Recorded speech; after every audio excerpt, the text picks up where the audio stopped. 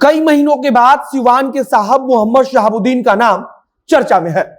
इसका कारण है कि सिवान से एमएलसी का चुनाव लड़ रहे एक प्रत्याशी पर AK-47 से हमला किया गया और इस हमले के बाद से शहाबुद्दीन के बेटे ओसामा शहाब को लेकर चर्चा शुरू हुई और अब आखिरकार ओसामा शहाब के ऊपर FIR दर्ज किया जा चुका है। जिन पर हमला हुआ है उनका नाम रईस खान है और आप लगातार चर्चा सुन रहे होंगे तथा बताया जा रहा है कि सिवान के अंदर अब इस समय वर्चस्व की जंग तेज हो गई है कि आखिरकार मोहम्मद शहाबुद्दीन के जाने के बाद उस इलाके का सरताज कौन होगा। मोहम्मद शहाबुद्दीन के समर्थक उनके बेटे के साथ लगे हुए हैं तो रईस खान अब उस क्षेत्र में नए सिरे से तैयारी में लगे हैं। उधर शहाबुद्दीन के बेटे पर FIR दर्ज हुआ तो DIG साहब खुद वहां पहुंचे और ओसामा के साथ साथ अन्य 7 लोगों पर भी मामला दर्ज कर लिया गया है।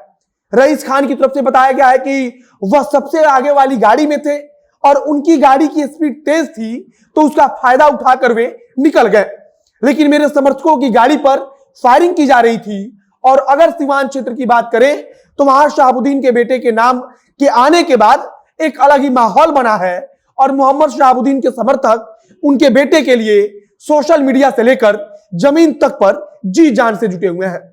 अब नमस्कार, मेरा नाम है मोहित कुमार सिंह और आप देख रहे हैं हमारा विशेष कार्यक्रम एक्सप्लेनर।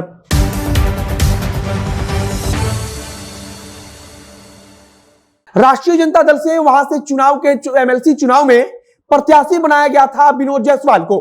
विनोद जायसवाल को मोहम्मद शहाबुद्दीन के परिवार का समर्थन भी प्राप्त था, मतलब कि मोहम्मद शहाबुद्दीन के बेटे ओसामा शहाब विनोद जायसवाल का समर्थन कर रहे थे। और अब कहा जा रहा है कि रईस खान के ऊपर जो हमला हुआ है वो रईस खान की तरफ से आरोप लगाया जा रहा है, उनके समर्थकों की तरफ से आरोप लगाया जा रहा है कि मोहम्मद शहाबुद्दीन के बेटे और उनके ग्रुप की तरफ से की गई है। अब इस मामले में बकायदा 8 लोगों पर FIR दर्ज किया गया है, जिसमें मोहम्मद शहाबुद्दीन के बेटे ओसामा शहाब का नाम भी शामिल है। जब शाम को इस बात की खबर फैली कि ओसामा शहाब के ऊपर AK-47 से गोली चलवाने वाले मामले में FIR दर्ज किया जा चुका है, तब सिवान के उस पूरे क्षेत्र में एक अलग ही माहौल बन गया। जो मोहम्मद शहाबुद्दीन के समर्थक थे, जो मोहम्मद शहाबुद्दीन के परिवार के करीबी थे, जो ओसामा शहाब के लिए काम करते हैं, वे सब समर्थक सोशल मीडिया से लेकर जमीन तक पर जी जान से जुट गए हैं कि किसी भी प्रकार से ओसामा शहाब को बचाया जाए या फिर ओसामा शहाब के ऊपर जो आरोप रईस खान की तरफ से लगाया जा रहा है उसका खंडन किया जाए। सोशल मीडिया पर उनके जो मोहम्मद शहाबुद्दीन के नाम पर जितने भी फैन पेज बने हुए हैं उसके माध्यम से लगातार भोजपुरी में संदेश दिया जा रहा है कि इस इलाके में जो था वही रहेगा, मतलब कि मोहम्मद शहाबुद्दीन थे और उसके बाद मोहम्मद शहाबुद्दीन के परिवार का ही कोई रहेगा, जिसका सीधा सा मतलब है कि उनके बेटे ओसामा शहाब रहेंगे।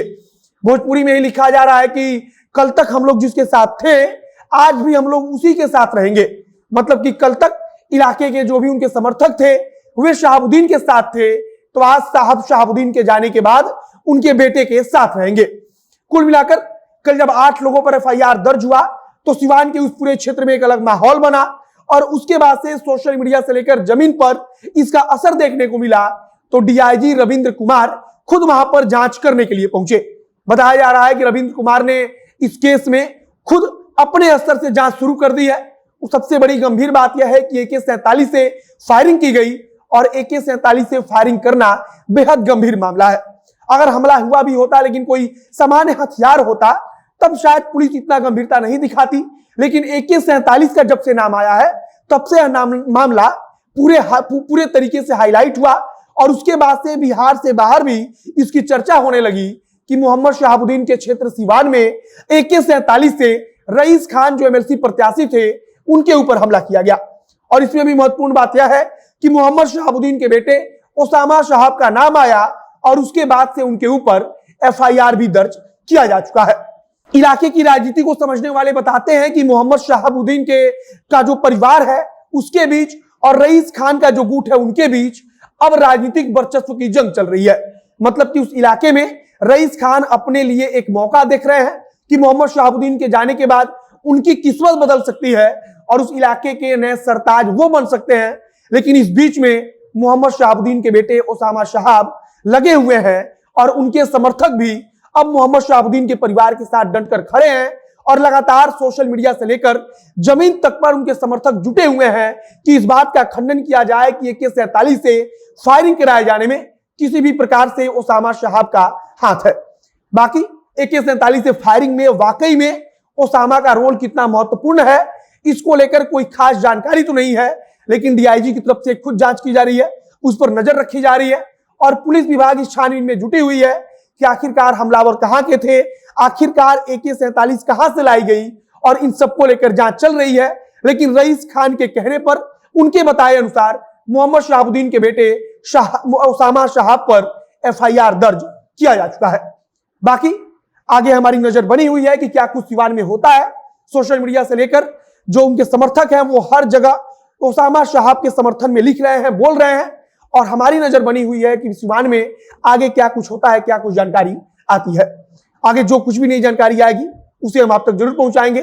फिलहाल इस वीडियो को हम यहीं समाप्त करते हैं। वीडियो को शेयर कीजिएगा और अगर फेसबुक पर देख रहे हैं तो पेज को भी लाइक कर लीजिए, तथा अगर यूट्यूब पर देख रहे हैं तो चैनल को भी सब्सक्राइब कीजिए। मिलते हैं फिर बहुत जल्द अगले वीडियो में।